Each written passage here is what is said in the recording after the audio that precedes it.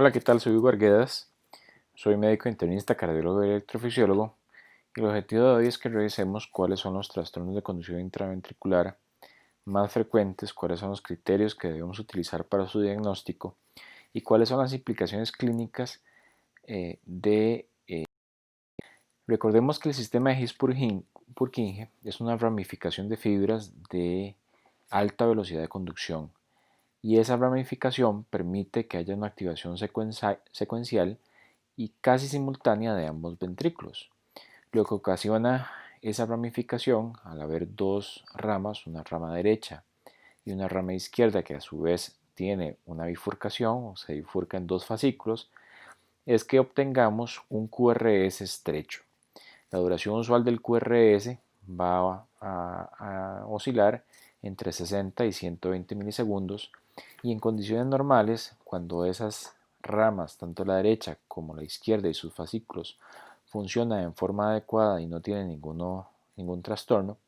eso permite que el impulso llegue y active al miocardio ventricular tanto del lado derecho como del lado izquierdo en forma simultánea, lo cual hace que tengamos un complejo QRS menor a 120 milisegundos. Recordemos que el sistema de His-Purkinje es la fibra de conducción que tiene una velocidad de conducción más rápida en el sistema de conducción, capaz de conducir a 4 metros por segundo el impulso cardíaco. Recordemos que la despolarización ventricular guarda una secuencia de activación de diferentes porciones gracias a ese sistema. Después de que el nodo AB transmite el impulso al haz de His, este se va a bifurcar en dos ramas, y la primera porción que se va a activar de los ventrículos es el septo interventricular en su porción media. Ese primer vector de despolarización, marcado aquí con el número 1, tiene una dirección que va hacia abajo, es inferior y hacia la derecha, y por tanto, visto desde V1, va a inscribir una primera onda R pequeña, y visto desde V4 a V6 va a inscribir una onda Q pequeña. Posteriormente a la activación del septo va a venir la activación de la pared libre y el ápex tanto del ventrículo izquierdo como el ventrículo derecho. Por ser el ventrículo izquierdo un ventrículo que tiene una masa miocárdica más importante, usualmente vamos a ver que el vector o el segundo vector de activación va a depender usualmente de ese ventrículo izquierdo, puesto que la activación del ventrículo derecho, al tener una menor amplitud, se va a esconder o va a estar oculta por la activación ventricular izquierda. Ese segundo vector va a ir hacia la izquierda y hacia atrás, y eso hace que visto desde V1 a V3 se inscriba una onda S, y visto desde V4 a V6 tengamos una onda R. Posteriormente vamos a tener un tercer punto o una tercera porción que se va a activar, que es la última porción de los ventrículos que se activa, que es la porción basal, y esa porción basal va a dar una despolarización que va hacia arriba y hacia la derecha, lo que hace que veamos una onda Q en V4 a V6. Si todas estas condiciones se cumplen, las dos ramas funcionan y la secuencia de activación ventricular se mantiene, vamos a tener entonces un complejo QRS de menos de 120 milisegundos. Un sistema de His-Purkinje sano permite una activación rápida de menos de 120 milisegundos, lo cual ocasiona que el QRS sea estrecho. Vemos cómo el primer vector visto desde V1 inscribe esta primera onda R pequeña, el segundo vector va a inscribir esta onda S profunda, y visto desde V5 y V6, el primer vector vemos que inscribe una onda Q o una onda pequeña, que después está seguida del segundo vector de activación que inscribe la onda R, y finalmente la porción basal de los ventrículos va a inscribir la onda S. Existen algunas condiciones en las que alguna de las dos ramas o sus fascículos pueden verse afectados. Por ejemplo, si el fascículo derecho o la rama derecha se afecta, pues entonces va a haber una activación tardía del ventrículo derecho. Y eso ocasiona que el complejo QRS se prolongue, tenga una mayor duración y por tanto dure más de 120 milisegundos. La otra cosa que ocurre es que la activación usual y secuencial de las diferentes porciones de los ventrículos se cambian el orden porque con el bloqueo de rama derecha se va a mantener esa primera activación septal que va a inscribir una onda R pequeña en V1 a V3. Va a haber una segunda onda negativa por la activación del cuerpo ventricular izquierdo, pero el ventrículo derecho, al no tener un cable de conducción o una rama derecha que lo active en forma simultánea con el ventrículo izquierdo, va a depender de la activación que venga de la rama izquierda. Después de que se ha activado el ventrículo izquierdo, vamos a ver cómo hay un frente de activación o despolarización que va hacia la derecha y hacia abajo, y eso hace que en V1 veamos una segunda onda R. A esta segunda onda R le vamos a llamar R', y vamos a ver también alteraciones, o podemos ver alteraciones en la repolarización en las precordiales derechas. Visto desde V4 a V6, vemos que el primer vector y el segundo se mantienen porque estos corresponden a la activación del ventrículo izquierdo y a la porción septal y el cuerpo del ventrículo izquierdo, pero vamos a ver una onda S que es profunda y que es ancha, que corresponde a la activación tardía del ventrículo derecho. Finalmente, entonces, el bloqueo de rama derecha es un evento que no es infrecuente. Uno de cada 1000 personas de menos de 30 años pueden tener un bloqueo de rama derecha. Dos a 3 personas mayores a 40 años pueden tener un bloqueo de rama derecha. Y aunque usualmente no traduce patología, si se agrega o se combina con otros trastornos de conducción, pueden estar en relación a enfermedad cardíaca.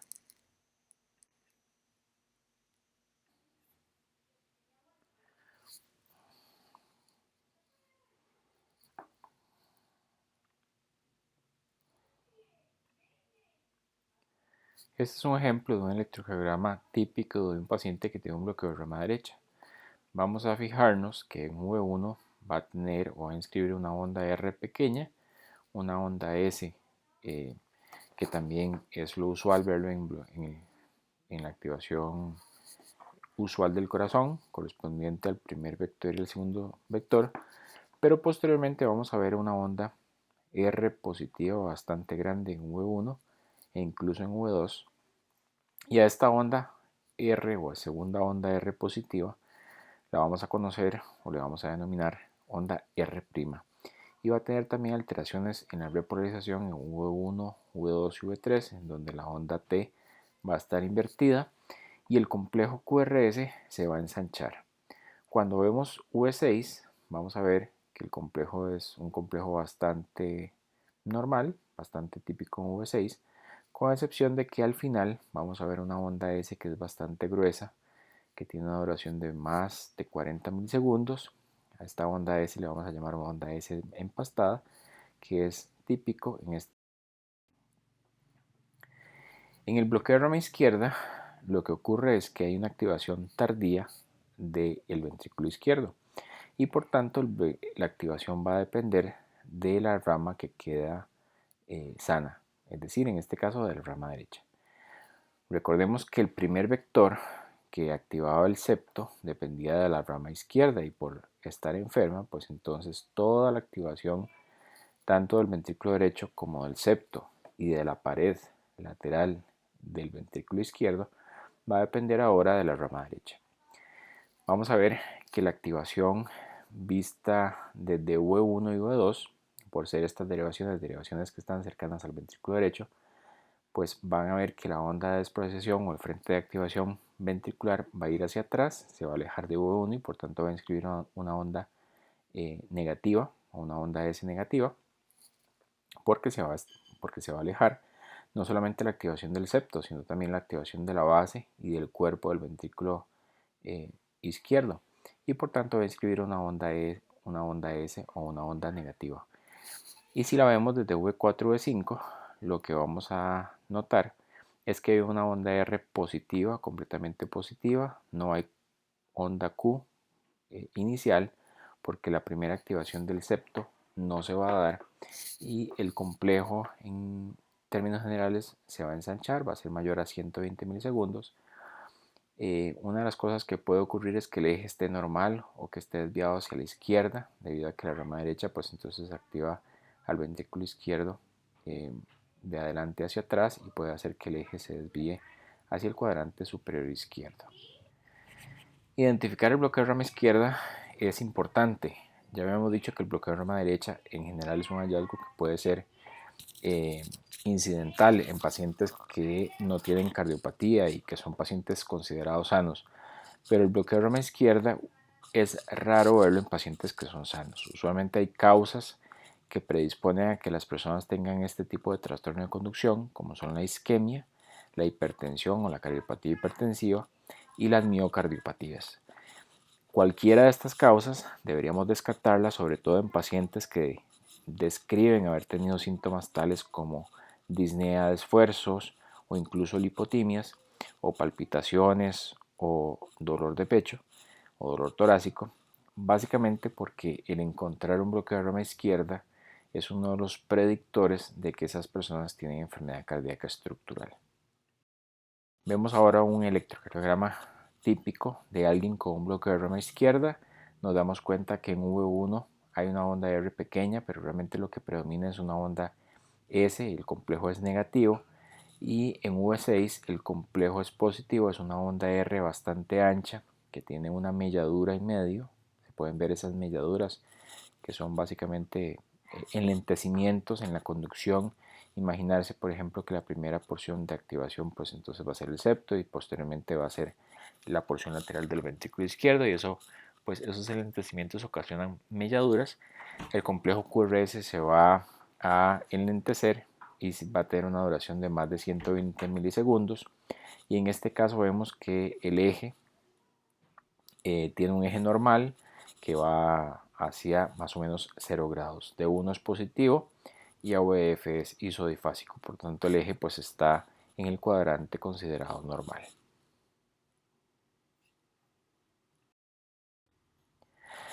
Aquí vemos una representación y una comparación de ambos tipos de trastornos de conducción intraventricular, el tipo de bloqueo de rama derecha y el bloqueo de rama izquierda completos. En el bloqueo de rama derecha pues entonces vemos cómo esta activación tardía del ventrículo derecho lo que va a predisponer es que tengamos una activación tardía en V1 como una onda R' que ensancha el complejo, y desde V6 vamos a ver una onda S profunda. Mientras que en el bloqueo de rama izquierda la activación del ventrículo izquierdo va a depender enteramente de la rama derecha, y vista desde V1 que está cercana, como vemos aquí, el ventrículo derecho está tocando prácticamente la pared costal anterior. Como ponemos la derivación de V1 a nivel paraesternal izquierdo y paraesternal derecho, pues entonces vemos que el vector de activación va a ir hacia atrás y hacia la izquierda y por tanto va a inscribir una onda negativa, mientras que en V6 va a haber una onda que es positiva y el complejo QRS se va a ensanchar finalmente, y van a ser ambos mayores a 120 milisegundos.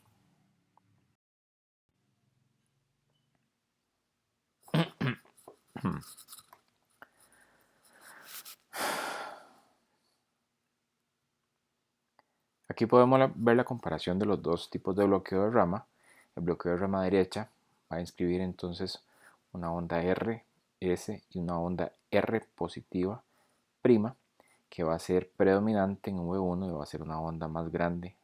la segunda onda R, que la primera. Mientras que en V6 lo más importante es que vamos a tener una onda S que tiene una milladura. Al lado derecho vemos entonces un electrocardiograma normal de un bloqueo de rama izquierda, en donde vamos a ver que en V1 el complejo es negativo, vamos a ver una R pequeña y una S que es bastante profunda, mientras que en V5 y V6 podemos ver entonces este complejo que es positivo con una onda R ancha. En medio de esa onda a veces vemos estas espigas que conocemos como melladuras, básicamente por el enlentecimiento de la conducción. Bueno, recordemos que, que es un tracto que estimula la porción lateral y superior del ventrículo izquierdo, que está marcado con el número 2, y después va a tener un camino inferior y posterior que va a estimular a la punta y a la porción inferior del ventrículo izquierdo, y está marcado con el número 1. Estos dos fascículos permiten que haya una activación bastante simultánea del ventrículo izquierdo, de los músculos papilares, no solamente el músculo papilar anterior, sino también el músculo papilar posteromedial, de forma tal que la activación resultante de ambos frentes de activación hace que el eje usual del corazón y del ventrículo izquierdo se dirija hacia el cuadrante inferior izquierdo. Y es por tanto ese cuadrante el que se considera tiene un eje normal. Recordemos que para el cálculo de los ejes vamos a fijarnos en la derivación de 1, que va a tener, va a estar en el plano horizontal, siendo el electrodo positivo el brazo izquierdo, y la derivación AOF, puesto que su plano va hacia abajo, directamente hacia la pierna izquierda. ¿Qué pasa si alguno de esos dos caminos o fascículos de la rama izquierda se ven afectados? Entonces, cuando el fascículo anterior superior se ve afectado, entonces ocasiona que la porción anterior del ventrículo izquierdo se active en forma tardía y por tanto la activación ventricular izquierda va a depender de la rama inferior. Eso lo que ocasiona, pues entonces, es que el eje cambie. Va a tomar una dirección que va a ir de abajo hacia arriba, porque va a depender entonces de la rama inferior, y hace que el eje se dirija hacia arriba y hacia la izquierda, y por tanto el eje va a estar desviado a izquierdo. En general, el complejo QRS no se va a ensanchar. Vemos que en las derivaciones inferiores vamos a tener un complejo que es predominantemente negativo, mientras que en las derivaciones que ven el lado izquierdo, como AOL y D1, va a ser un complejo predominantemente positivo. Este es un ejemplo de un paciente que tiene un hemibloqueo del fascículo anterosuperior. Vemos que el QRS luce bastante normal. ¿Sí? Nos damos cuenta que en las derivadas inferiores, sobre todo, bueno, vamos a verlo en AOF, el complejo en AOF es predominantemente negativo y por tanto el eje o la activación del ventrículo izquierdo va hacia arriba.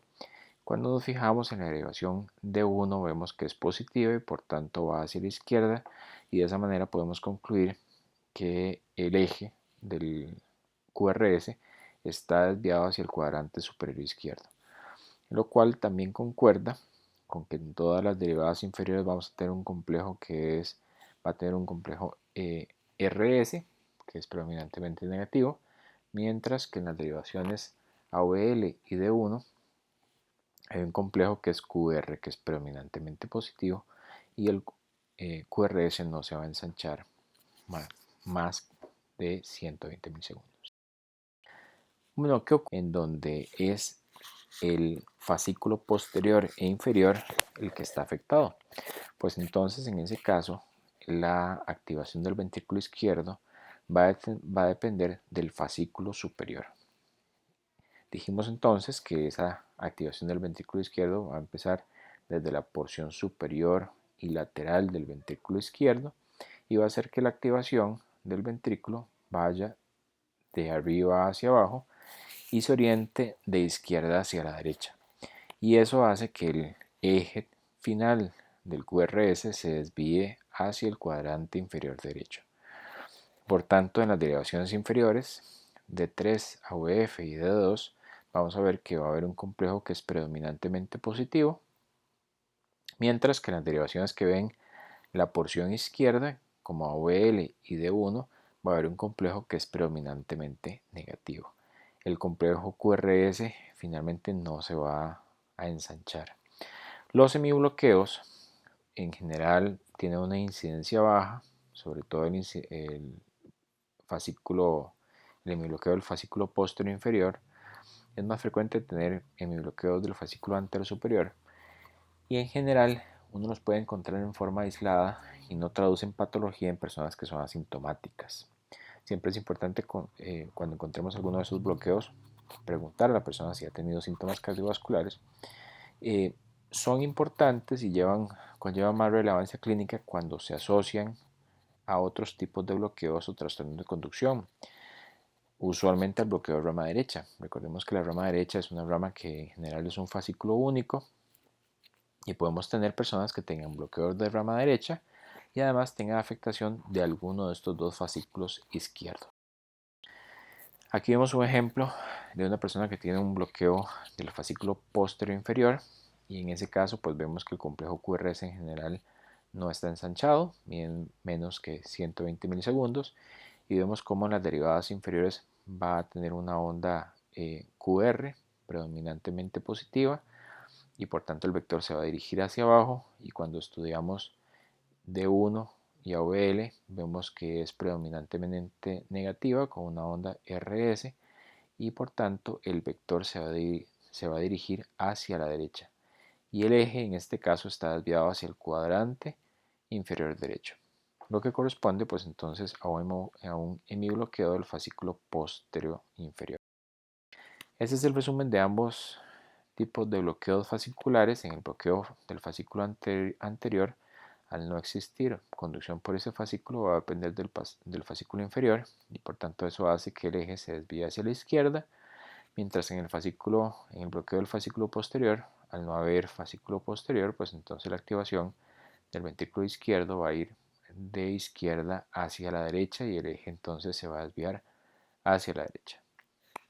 Encontrar estos bloqueos en forma aislada, pues entonces puede no traducir patología, pero cuando se asocian a otros tipos de, por ejemplo, en este caso, en donde hay un bloqueo de rama derecha, como vemos en V1, que hay una onda R y R', y lo confirmamos en V6 con una onda S profunda. Recordemos que los bloqueos de rama derecha no deben desviar el eje, pero cuando hacemos el análisis del eje de este electrocardiograma nos damos cuenta que en las derivaciones inferiores, en AOF, es negativo, y por tanto el vector de activación va hacia arriba, y además D1 es positivo o predominantemente positivo. De esa manera nos damos cuenta que este eje está desviado hacia el cuadrante superior izquierdo, tiene una desviación izquierda del eje, lo cual no es normal tenerlo en forma aislada de un bloqueo de rama derecha. Lo que ocurre aquí es que esta persona, además de su bloqueo de rama derecha, tiene un bloqueo del fascículo antero superior, y por tanto entonces esta persona tiene un bloqueo de dos fascículos, bloqueo de rama derecha más un bloqueo del fascículo antero superior. Es importante que definamos esto porque por cada bloqueo que veamos, pues entonces eso predispone o es un predictor de riesgo de enfermedad del corazón, ¿verdad? Debido a que está afectando el tejido. La presencia de bloqueos fasciculares múltiples aumenta la probabilidad de enfermedad cardíaca estructural, de insuficiencia cardíaca y de progresión a AV completo. En este caso vemos un ejemplo en donde la persona tiene un bloqueo de rama derecha, pero el eje está desviado hacia la derecha. Vemos que en las derivadas inferiores hay un predominio positivo, AVF es positivo, pero cuando hacemos el análisis de D1 vemos que D1 es negativo y por tanto está desviado hacia la derecha. En este caso, como les dije antes, como en el anterior, hay un bloqueo de rama derecha con una desviación de eje, y eso nos hace pensar que pueda coexistir otro tipo de bloqueo, y en este caso pues entonces va a ser debido a un bloqueo del fascículo posterior. Si tenemos bloqueos o diferentes tipos de bloqueo, pues es un signo de alerta para que indaguemos si la persona además tiene enfermedad cardíaca debida a cualquier razón, y sobre todo cuando tiene antecedentes cardiovasculares o síntomas cardiovasculares de relevancia.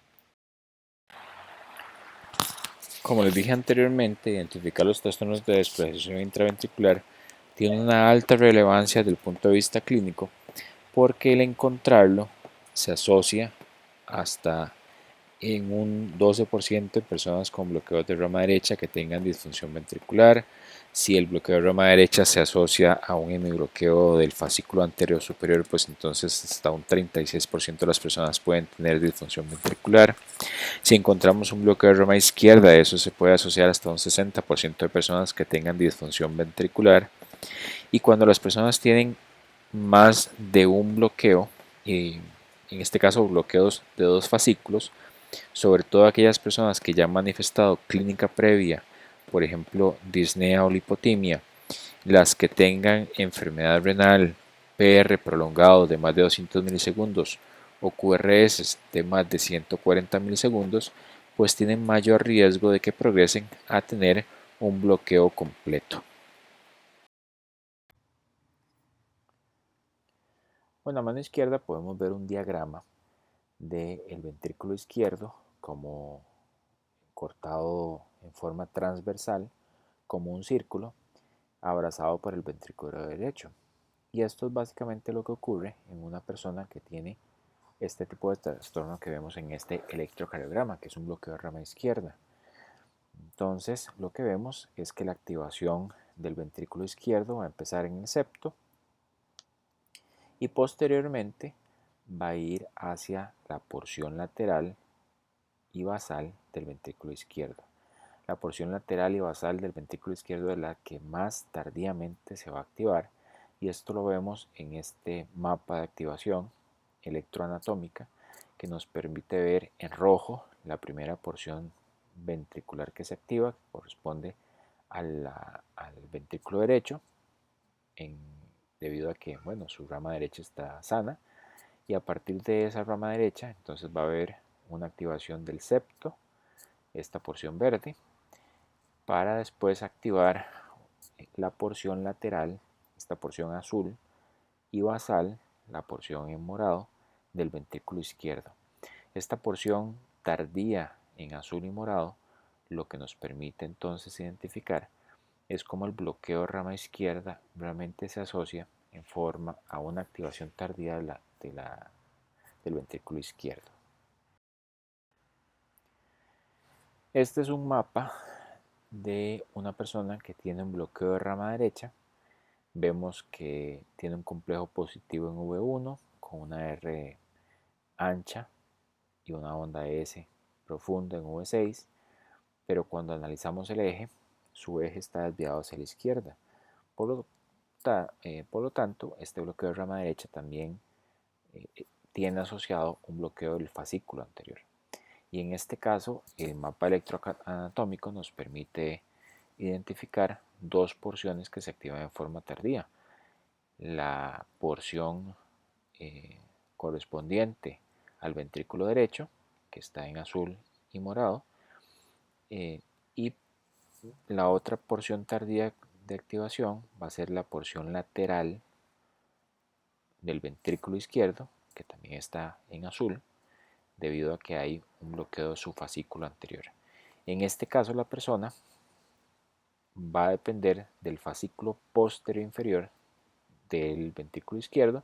y a partir de ese fascículo posterior inferior, y aquí lo podemos ver en la porción inferior de este mapa como un punto rojo, a partir de ese punto va a haber una activación del ventrículo izquierdo, inicialmente septal, y del ventrículo derecho, también septal, hasta en forma tardía activar las porciones laterales del ventrículo izquierdo y el ventrículo derecho.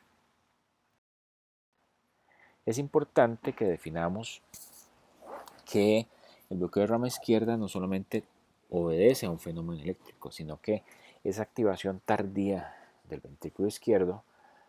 va a condicionar a que exista una disincronía biventricular. Recordemos que usualmente el sistema de His-Purkinje permite que haya una activación básica casi que simultánea de ambos ventrículos, y por tanto la contracción cuando ocurre la activación simultánea de ambos ventrículos es bastante efectiva, Pero cuando una parte del ventrículo se retarda, y en este caso el ventrículo izquierdo, pues entonces va a tener repercusiones también mecánicas. La contracción se hace una contracción menos efectiva. El ventrículo izquierdo,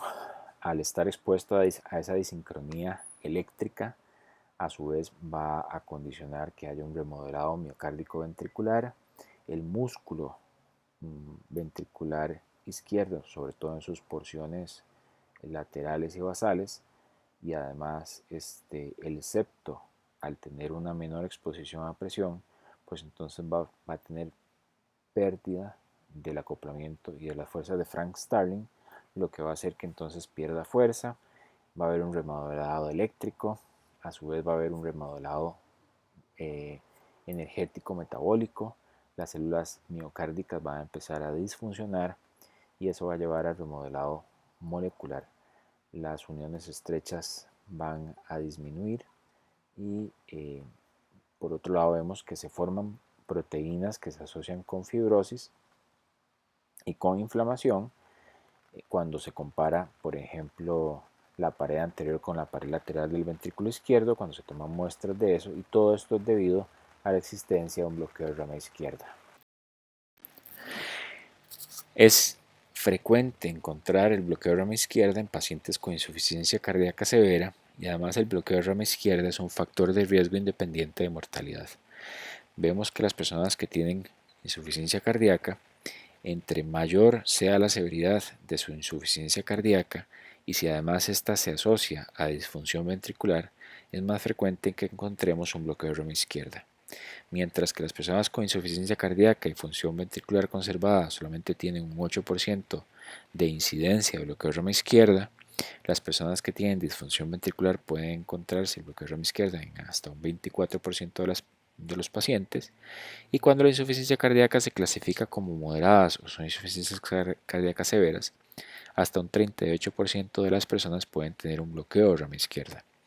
Eso quiere decir que además el bloqueo de rama izquierda condiciona un nivel de severidad en cuanto a la insuficiencia cardíaca y se asocia con insuficiencias cardíacas severas.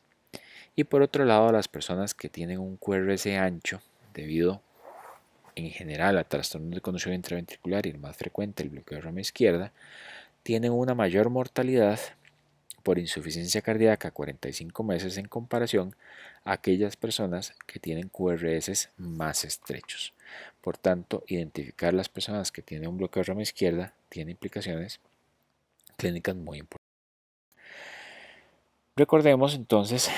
que la porción lateral y basal, y en este caso vemos en diferentes vistas al corazón, a mano izquierda vemos una vista en oblicua derecha y por tanto vemos la porción basal, media y apical, y a mano derecha vemos una oblicua izquierda, una lao, que nos permite entonces identificar el ventrículo izquierdo como una circunferencia y vemos entonces la porción lateral de ese ventrículo izquierdo. Pues esa porción lateral es la porción que se activa más tardíamente en el bloqueo de rama izquierda. Recordemos que tenemos un sistema venoso cardíaco que drena al seno coronario, y el seno coronario a su vez tiene ramas o venas, y esas venas irrigan porciones, diferentes porciones del corazón, y esas venas permiten entonces que por diferentes sistemas podamos implantar en esas porciones que están tardíamente activadas cables de marcapaso que entonces van a permitir activar esas porciones en forma más temprana. Y aquí vemos entonces un ejemplo en donde a mano izquierda vemos cómo se está avanzando un cable, y ese cable es un cable de marcapaso, y desde esos electrodos se puede estimular a esa porción lateral del ventrículo izquierdo que está siendo activada en forma tardía en bloqueo de rama izquierda, y de esa manera podemos hacer que esa porción que está activada tardíamente pues entonces recupere una activación más temprana y podemos entonces corregir el fenómeno de disincronía. Y no, para poder hacer eso, pues entonces utilizamos el sistema venoso cardíaco que drena al seno coronario, y a través de esas venas pues podemos implantar cables que corrigen o pueden corregir el fenómeno de disincronía. Aquí vemos entonces un esquema de una activación normal en donde el ventrículo izquierdo a nivel septal y lateral se activa prácticamente en forma simultánea gracias a que existen dos fascículos y la rama izquierda está sana. Pero cuando cuando hay un bloqueo de rama izquierda, pues entonces lo primero que se va a activar es la porción septal en rojo, y por último la porción lateral y basal del ventrículo izquierdo, y eso es lo que ocasiona pues entonces que haya una disincronía. Una parte del ventrículo se activa antes que la otra, y ya cuando a la porción lateral se empieza a activar, pues el septo se empieza a recuperar. Y el último esquema corresponde entonces a una persona que tiene un bloqueo de rama izquierda, quien se ha puesto entonces un cable de resincronización por el sistema venoso, y de esa manera entonces podemos ver dos puntos de activación tempranos,